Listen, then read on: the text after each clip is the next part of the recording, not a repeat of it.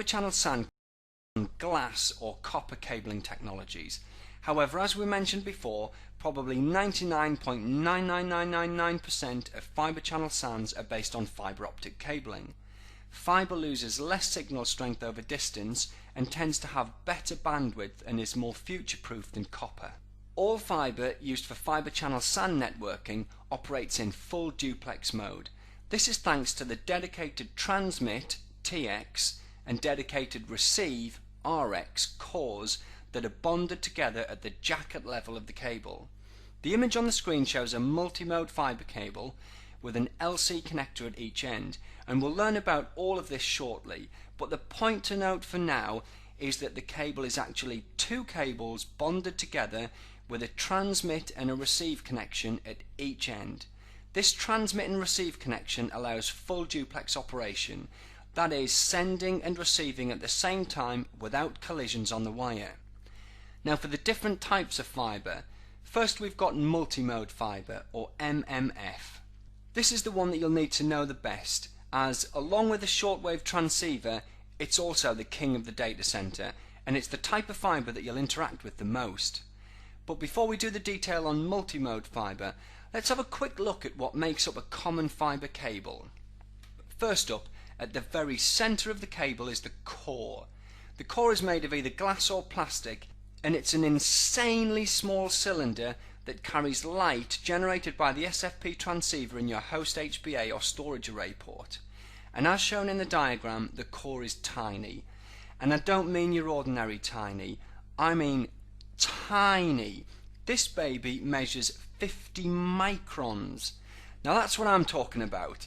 And if the micron is new to you, let me tell you this. A micron is 1/1,000,000th of a meter, or 1,000th of a millimeter.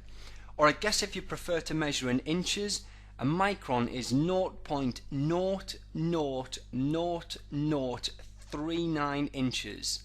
So at 50 microns, or 50 thousandths of a millimeter, this guy is damn small. And if you were to strip back the outer layers of a fibre cable exposing the core, you would not be able to see it with the naked eye. Now imagine the precision engineering required to manufacture that. And that's part of the reason that fibre optic cabling can be viewed as expensive. Anyway, surrounding the cable is the cladding. In this example, our cladding is 125 microns, huge compared to the core, but still too small to see with the naked eye, unless of course you happen to be Superman. Anyway, the job of the cladding is twofold. One, to protect the core from damage, and two, to make sure that light doesn't escape from the core as it takes its light speed journey along the length of the cable. The last layer of the fibre channel cable that we care about is the jacket. The jacket is usually colour coded depending on the type of fibre in use, and it's much bigger than the core and the cladding.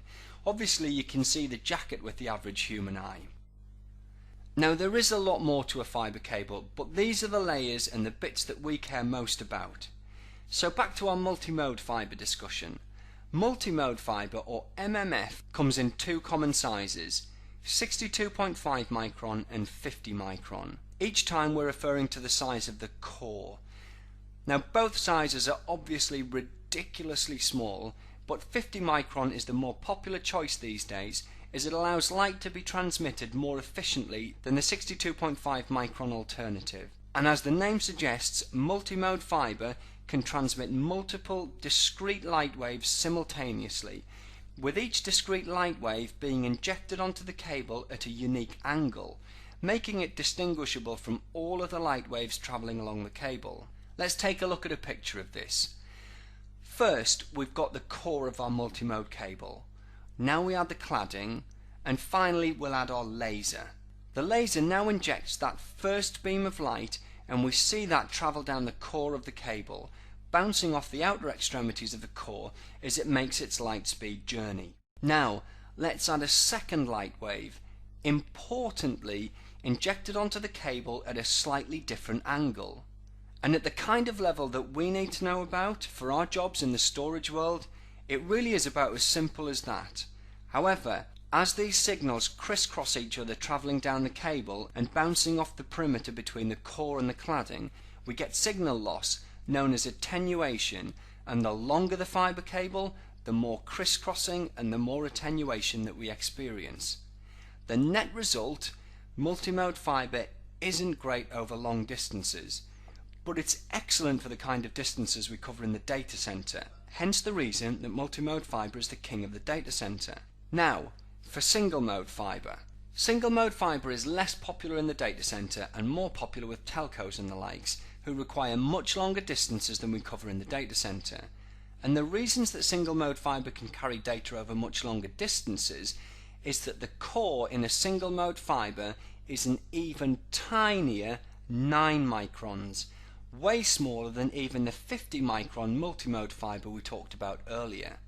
This allows even more efficient transmission of light, and add to that the more powerful long wave transceivers that we use to transmit the light, and the fact that single mode fibre only transmits a single wave of light, what you end up with is a solution that costs a lot more but can push data over far greater distances. Overkill for the data centre, but ideal for some telco requirements. Now then, let's finish the slide with cable connectors. There are two popular cable connectors in use today, LC and SC, or lucent connector and standard connector. Both are male connectors and allow you to easily connect fibre cables to SFP transceivers.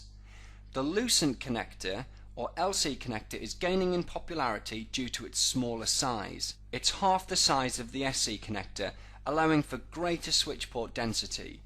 And both LC and SC can be used to terminate multimode fibre and single mode fibre.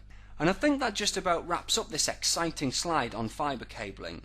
Hopefully by now you're an expert and all tooled up to passing the cabling components of your CompTIA Storage Plus exam. Now let's look at fibre channel switching technologies.